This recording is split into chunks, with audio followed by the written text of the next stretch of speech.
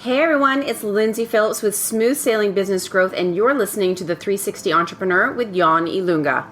This is episode 201, and today we talk about outsourcing in business. Here we go. Welcome to the 360 Entrepreneur Podcast, the show for entrepreneurs and small business owners who dream big and want to do bigger. Join some of the world's top entrepreneurs, internet marketers, and best-selling authors as they share their inspiring stories, their struggles, and give actionable tips that will help you build, grow, and promote your online business. Here's your host, Yanni Lunga. Hey there, welcome on this new episode of the 360 Entrepreneur Podcast International Women's Day Edition. Thank you for being here, and today we focus on outsourcing. When thinking about outsourcing in your business, you're probably thinking about hiring one person who does everything, but as you'll hear in today's interview with Lyndsay Phillips, there are a few different things you should think about and do, and depending on those, you may want to focus on hiring a virtual assistant who does certain things, a virtual assistant who does other things, or even a different person who is a content marketer. The show notes for today's episode are over at yannilunga.com/episode 201.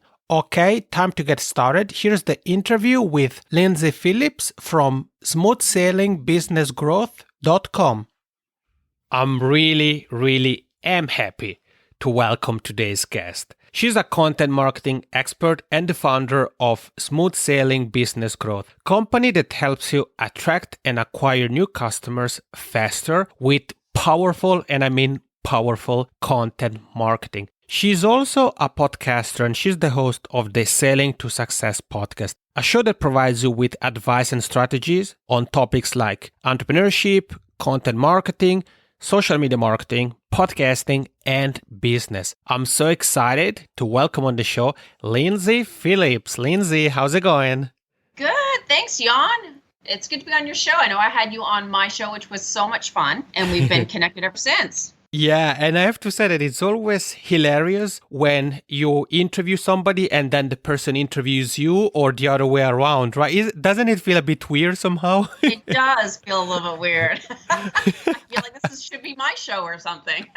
Yeah, it is always interesting to say the least. But really, thank you for being here. I think the topic of today's episode is really one of the topics I consider must-haves or must listen in the case of a podcast for people who are in the entrepreneurial space. And it doesn't really matter where you are in your entrepreneurial space. If you're here with Lyndsay and I, make sure to grab some pen and paper because she has some great advice. And I think the first question I have to ask you, Lyndsay, before we dive into really the topic is to take a second to tell everybody a little bit more about your company and what you do. So your site is smoothbusinessgrowth.com. So what does Smooth Sailing Business Growth, your company, do?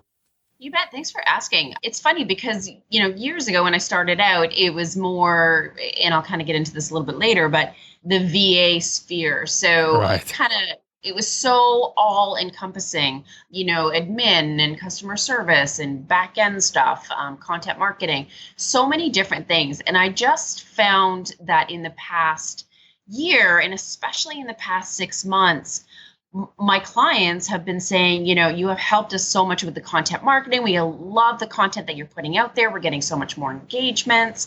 And it's stuff that I loved doing and I got passionate and excited about. Mm-hmm. So I really focused in and honed in on the content marketing and to become a true expert in that sphere.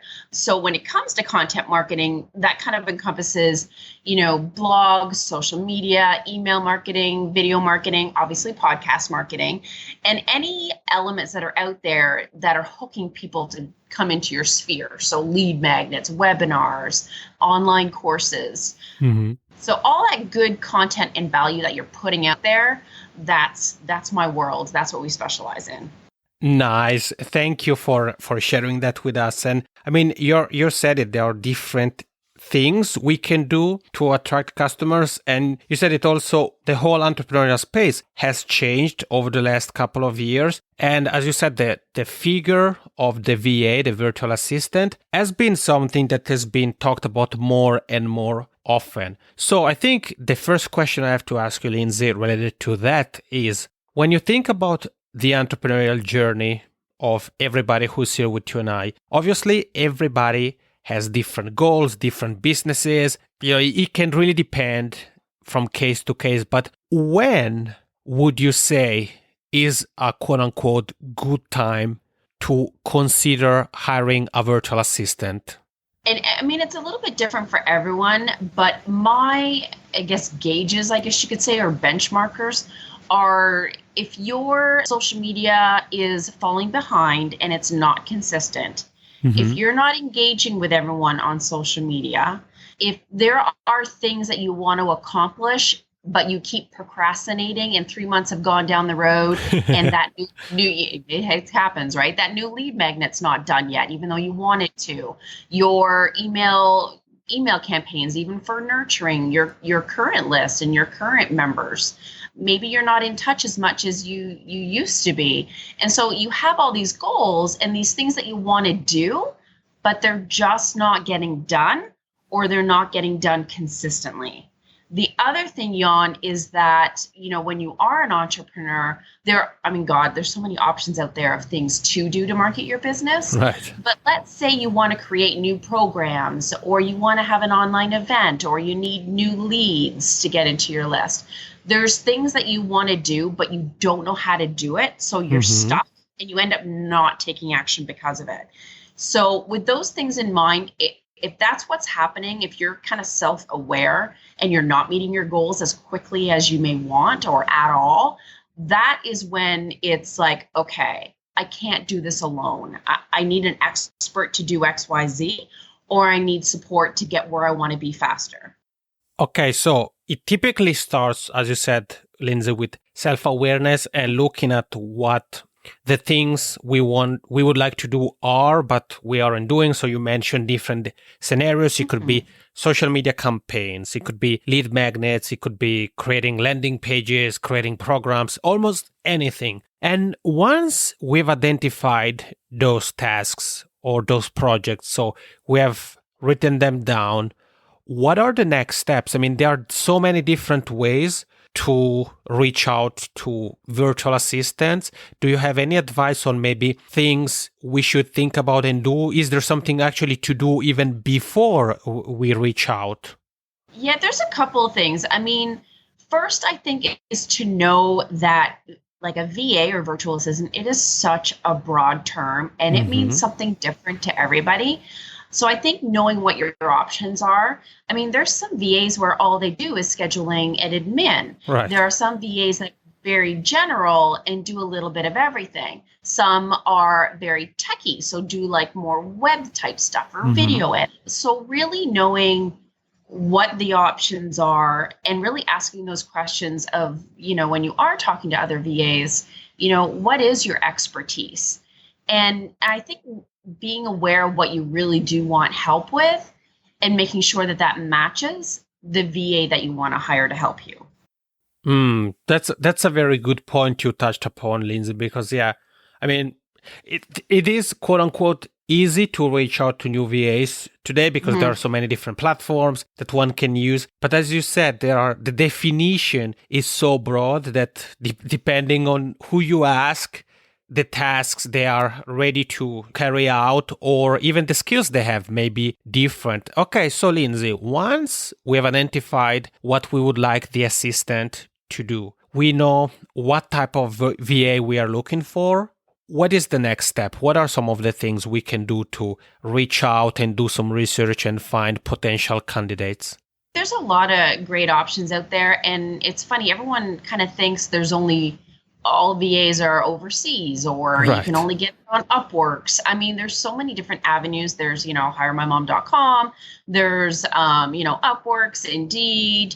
I mean, there's so many different options. I myself prefer word of mouth, like, hey, who are you using? Or reaching out to your mastermind group or a Facebook group that you're in to kind of, connect with someone that has had someone help them with great success. I think that helps kind of build that trust and to offload outsource those tasks. And I definitely think that it's funny when someone hires a VA, they sort of feel like they have to relinquish all control of their business to that VA, right. or it's all or nothing. Do you know what I mean? They have to give them everything. That is so not the case. Even for me, like there are some clients that I take on that they need a lot of things, but I'm like, okay, let's just start slow. Like this month, let's do this, and let's get your blogs up, and let's get you, consistently social media marketing, and then we'll move on to the next phase. I think it's easier to manage for them and for me. And then also it gives me time as their support to learn their voice and their branding and communicate and build that trust in that relationship. Because I'm in it for the long haul, and I really want to help them strategize on what's best. And it's funny because I had a prospect a couple of weeks ago, and I didn't hear back from her. So I emailed her back and I said, I sort of sense that you felt really overwhelmed with all the different content marketing things that you could do, and you don't know where to start. And she's like, that's exactly how I felt. I said, well, let's have a call. So I hopped on another call with her, and I'm like, okay, here's what I think we should start first. Let's just do this. And then I'm like, we could do X, Y, and Z, but let's, so we're not overwhelmed, and budget too, right? And then she's like, okay, that sounds great. And so she did hire me, but it's like, I'm really getting what that entrepreneur feels. They feel like it's overwhelming, and so then they do nothing, which is not good. Yeah, no, you're so on the money, Lyndsay. And you said it's true that oftentimes when it comes to outsourcing, it feels exactly as you said. It feels as if we are giving control to everything we are doing, but that's not the case. Doesn't have to be that way. Yeah, no, exactly. And it's good that you mentioned the fact that it is something that ideally is long term and that can be easily start with a specific task. It's not that it has to start immediately with every single task you may have added to the list we mentioned a moment ago. And when it comes to getting your VAs engaged into what you do you have any advice? I mean, everybody is different, and let's say if somebody is a solopreneur, for example, are there some things solopreneurs can do to get the VA engaged or to kind of fall in love, so to say, with the company culture, the values, the views, and things like that? That is such a good point. And I think a lot of, and I'm not bad-mouthing anybody, but I think a lot of VAs don't do that step. Right. For me, it's like, I always want to know what the big picture is. So it's like, okay, what are you doing currently? So, I ask a lot of questions. And for a solopreneur out there, I think it's really good for them to write this stuff out before they look at a VA, because I think it's really good for even them to look at the big picture. It's like, okay, what social media platforms are you using? How often are you posting? Your website, what's in there? Is it matching? Is the branding matching your social media platforms? But even looking at your programs or your services or products or whatever you want to say. So what is the funnel there? Like, what are the lead magnets that you're hooking people with, if you have any in place? How often are you emailing them, and what email structures do you have in place? What is your end goal? So I'll give you an example, Jan. So if you're, let's say, a business coach, and your end goal with people is obviously to get them to sign up for a mastermind program, right? So perhaps they have books. Maybe they have a mid-tiered info product, let's say like $300 or something. Then they have like maybe online courses that are, again, between the 400,000 range. And then the next goal is to get them to a live event. And then from there, sign them up for a various coaching program. So you need to have a really clear map and idea of what your products and services are, and maybe also what you want them to be, because that's really going to affect what needs to be put into place, where to start, where things might be broken and where you need the most help. I love it. What you're sharing with us, Lyndsay, makes so much sense. And I like the fact that you talked about having the big picture written down. Is very useful, first and foremost, for you as a solopreneur, And then it also going to be come in handy when it comes to actually go through different candidates. Maybe there are two who look very good on paper, but then by keeping in mind where you're heading, the big picture, you're going to be able to decide whether you go for candidate A or candidate B. And Lyndsay, up until now, we've talked about the outsourcing topic from the person who needs the service perspective. But let's turn the tables for a moment and let's talk about virtual assistants. In case there is somebody here with you and I who's like, this sounds interesting. I would like to provide services, help entrepreneurs, businesses with the tasks they aren't able to perform the way they wanted and so forth. So as a VA, what are the things to think about and do to take the first steps? From my experience over the past number of years, I think it's better to niche on specific things and be an expert in it. But also think about what your strengths are and what you love to do. I mean, again, for me, my strengths are content marketing. I have done scheduling and calendar management and quotes and inbox. And I truly discovered that I hate doing it. I'm not going to lie. Right. And it was harder for me to manage having my team do it. And it was harder to scale my business that way. So for me, that was the right step. So I think you really need to think about not offering everything under the sun because what is it? Master of none, or that one phrase where it's like, whatever it is. I can't remember. Yeah, I also can't remember it, but I know what you're talking about. But yeah, I can't remember, but that's all good.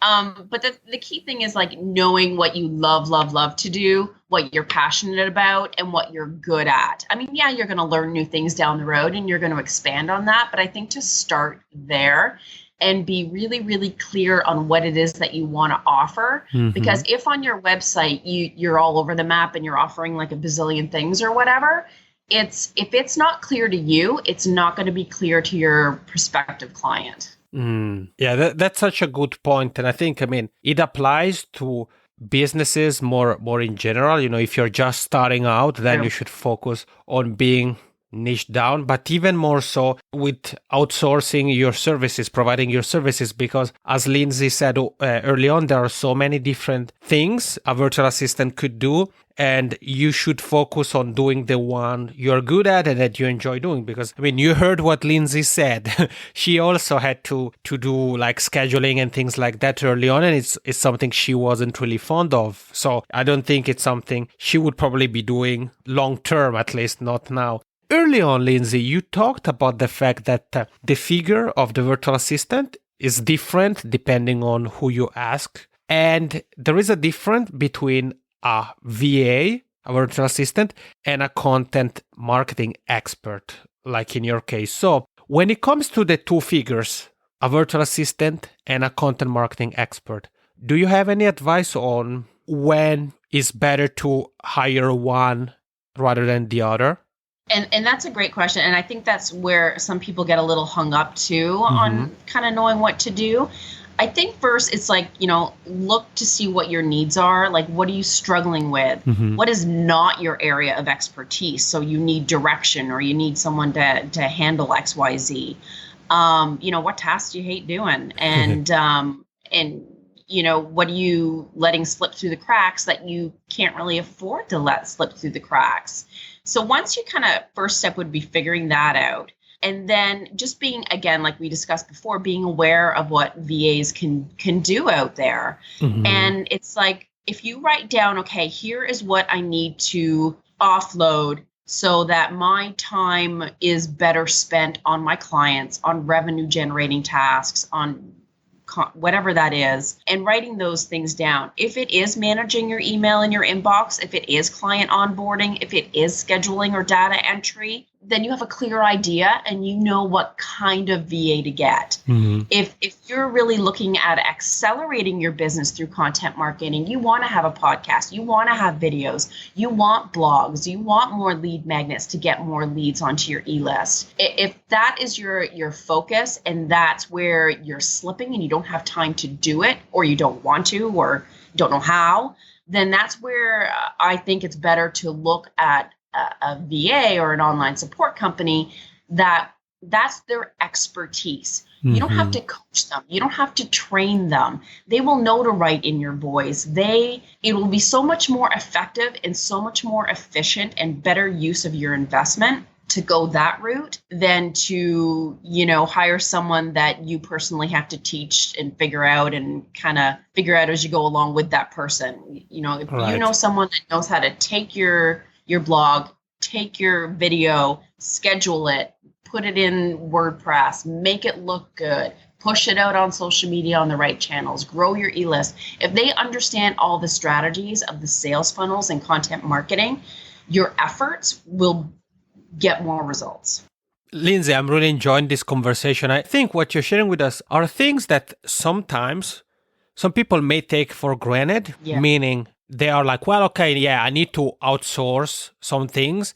I'm just going to find somebody. And they don't really take the time to actually realize that, as you said early on, different people, even though they may have the same title, let's say, as virtual assistant or content marketing expert, do different things. So not only, first of all, you have to think whether you want to or whether you need a VA or a content marketing expert. But even when you have identified, okay, I need a VA, there are different types of VAs. So it really comes full circle, this conversation. It really, everything fits in perfectly with what you've been sharing here, Lyndsay, because you talked about early on about the bigger picture and all those kind of things that are key. And I want to ask you one question related to content marketing, Lyndsay. Yeah. But before I do that, I just want to share a quick reminder that, like in every episode, I'm going to link to everything we're covering here in the show notes, including your site, lyndsayphillips.com, and the company site. And you also written an article on the kind of the difference between VA, content marketing experts, and when to go for one or the other. So I'll link to that one as well. The question I want to ask you, Lyndsay, has to do with you. You are really a master, a ninja at being everywhere. And here's what I mean. I see that you do this very well, for example, on Facebook, and you share your expertise, and you do, in my opinion, a fantastic job at combining inspirational content like quotes with easy to implement tips with more personal advice, meaning videos where you appear on camera and things like that. Tutorials you do as well, screen share tutorials. So the question I want to ask you is, could you take a moment to kind of dissect your content marketing strategy, if it's okay with you, and share some of the things you do and why you think it's important for everybody here to think about similar things for what they're doing. So diversifying the way we present information, we promote our business, and so forth. For sure. I mean, there's still things that I haven't done a Facebook Live yet, and I'm not going to lie. I kind of have a weird block when it comes to that. I do have to do that this year, or my business coach will kick me in the butt. but at least I am doing, I realize that some people like to listen. Some people like to watch. Some people like to read. I personally love to read. So it's kind of knowing and realizing that people absorb information differently. So you do want to attract your content to those different types of people. The other thing for me is that, and it's funny, I had this conversation with one of my clients a month ago. He was new. And as an example, not that I'm outing him or anything, but he said, all of my social media posts should link back to my website, as opposed to just being a tip or a graphic. And I'm like, I beg to differ. So let me explain my approach. For me, just when it's an image, or I call it a text graphic, some people call it a meme or a quote graphic. I mean, there's different phrases. Those, or even where it's just like one line, where it's just one quick tip, it's not linking to my website, it's not linking to a blog or anything. Those are the social media posts that I find are more shareable and engageable. And that is what you want. I know for me even, I don't necessarily click, like my favorite thing is Twitter. So when I'm flipping through Twitter, I don't always click on the links to read the blog. I want the quick tip it's right there. I don't have to go anywhere else. And I share the really things that are image rich. and quotes and inspiration and things that aren't always promo based, if you will.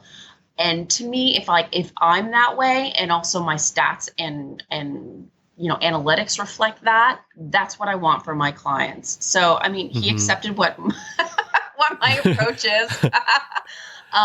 But it's like, if you linked to your website or your promo page all the time, people are going to get turned off. You want things that are engageable, that people I call them snackable bites. So if they can get a quick little bite or a quick little tip really easily with like a picture or just a phrase, and things that delve into content more in depth, or like my videos where I show how-tos, you're attracting different people and you want to get that mixed results.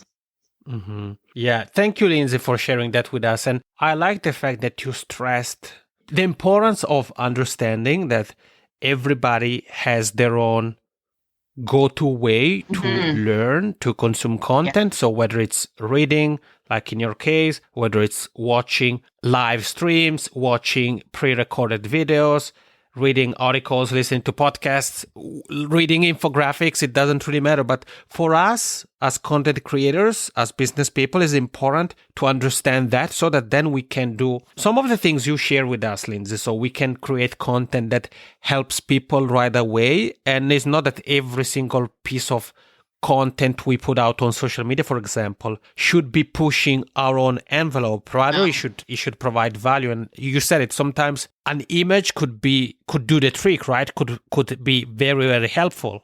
Absolutely. And I think there may be somebody here with you now, Lyndsay, who's like, well, Lyndsay, Jan, I like the approach, but I feel a bit overwhelmed. I mean, how am I supposed to do all those things? How am I supposed to put out those messages? I mean, do I have to be awake 24/7? So, Lyndsay, I have to ask you, and this is kind of a rhetorical question because I actually know the answer to this. What are or is your go-to tool for putting out your content and sharing the tips, the advice, the inspiration with the world? So I use Canva for my images. So Canva is awesome. I also use Social Champ for my social media scheduling. Exactly. Yeah.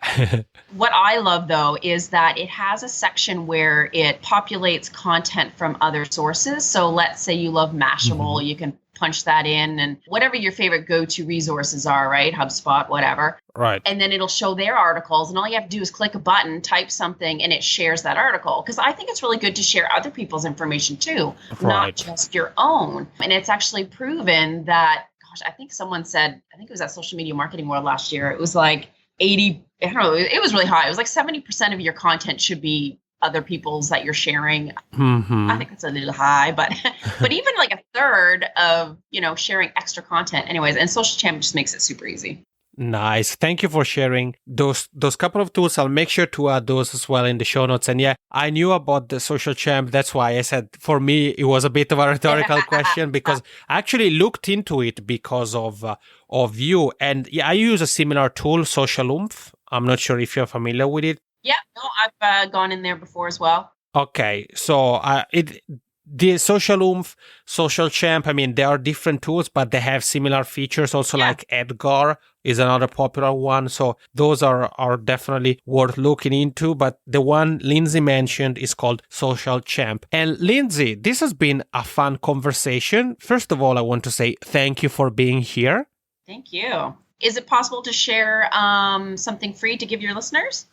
I don't know. Absolutely. I know you're always ready to provide value. So absolutely. But before you share something, Lyndsay, I have two quick questions to ask you, so that then we can have your call to action at the end. The first one is, what is the best way for people to get in touch with you? If they want to connect or ask you questions or give you props, what's the best way to do that? Props. I love that. They can go to smoothbusinessgrowth.com, and my email right now, which might be changing, but it's info@ssonlinesupport.com. Perfect. Is it okay if I add that in the show note page? Oh, totally. Okay, great. Thank you. I'll add that. And then the other question I have for you is to tell everybody a little bit more about your podcast, Sailing to Success. So what can people expect by tuning in to the Sailing to Success podcast? Well, thanks for asking. It's been so much fun to do. For me, I really focus on topics that interest me as a growing entrepreneur that will, help me, but also my clients as well. Right.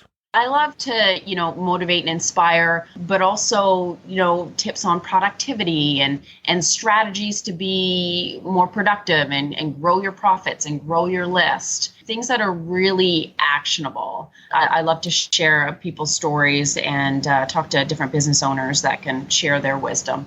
Great. Thank you so very much. And yeah, we're about to wrap it up, Lyndsay. So again, thank you for being here. And what is it that you have for us? You betcha. It is my client attraction system. So it's 8 easy to implement content marketing strategies to attract more clients and grow your business. Ooh, that sounds very interesting. It is good. And they're so easy to implement, and sometimes they're just, overlooked. But they can grab that at ssonlinesupport.com/client attraction. Perfect. Thank you so much. I'll add that in the show notes as well. Lyndsay, this has been a lot of fun. Thank you for everything. Really, I really had a good time. Yeah, me too. You're always fun to chat with, Jan.